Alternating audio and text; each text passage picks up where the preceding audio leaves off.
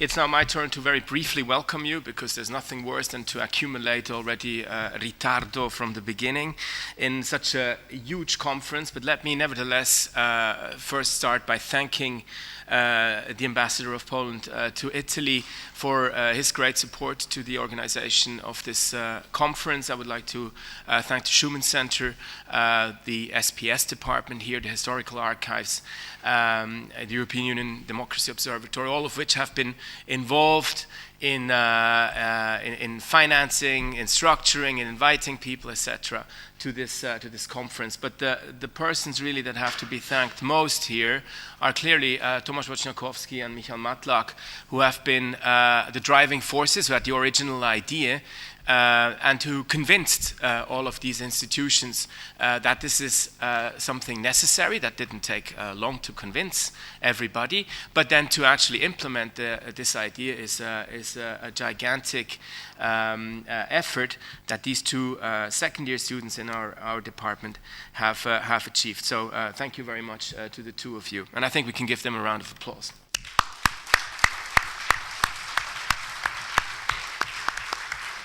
And I would like to also thank, and that round of applause is also valid for Mariana Spratly, who has been on the administrative side, the person that has been tying everything together and making this possible so that everybody here could travel to Florence and take part in this conference. Thank you very much also to Mariana. 10 years of enlargement is, of course, an extremely important topic to discuss within the European academia and within the European University Institute in particular. But as you also mentioned, Ambassador, it is above all a celebration. It is clearly, in my view, the biggest success story of the EU. I was actually quite disappointed at the State of the Union when President Barroso was asked in an interview on looking back on 10 years of his commission about the most emotional moment that he had, and he said when the EU received the Nobel Prize. And I was really expecting him to say that when he was sitting at his first commission meeting and there were 25 commissioners around the table. And I think that would at least be, in my view, the biggest success and the most emotional moment for Europe.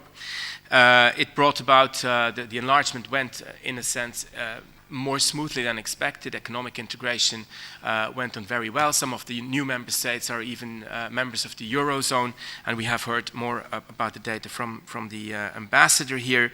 The political integration went very smoothly too, all in all, if we will discuss a lot about this during the next 2 days.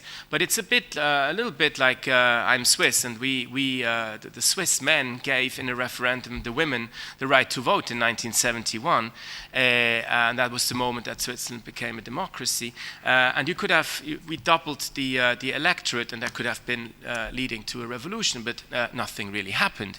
It's just that Switzerland became a democracy, but giving women the right to vote didn't fundamentally change the politics of Switzerland, and neither did enlargement fundamentally change the politics of Europe or its values.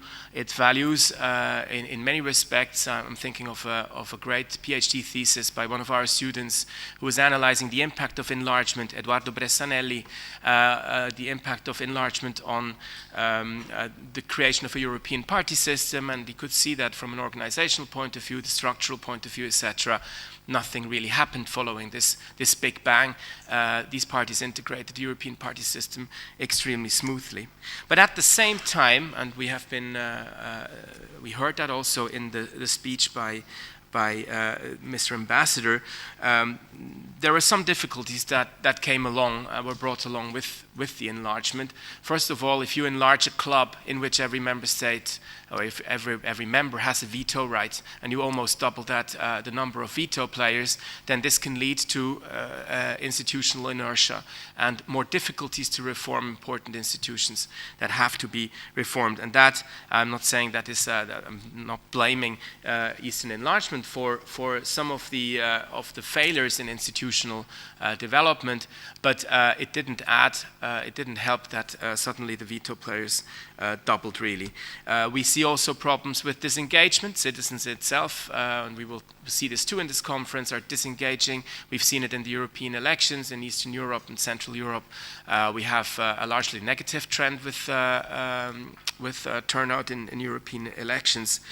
We have social and political tensions in the region, not just in Hungary. We have tensions that arise beyond the region that have been partly created by enlargement too, and I think it is, I really think that they are not warranted at all, but the tensions are there.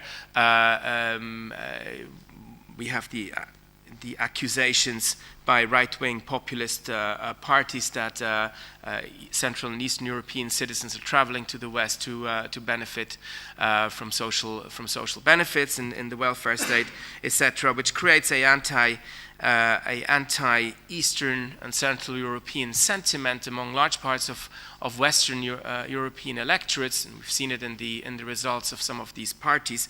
And this is then even translated into an anti-European, from an anti-Eastern European into an anti-European sentiment, and exploited by these right-wing parties. So, but to conclude, enlargement is clearly the greatest success story of the EU, but it also offers the greatest challenges ahead right now. The new member states we have to recall that, are only new with regard to the European Union. They're new member states, but they are as old as it gets when it comes to the term European. And maybe to come back to women's enfranchisement, I think that really a democracy can only be called a democracy when men and women have the same rights.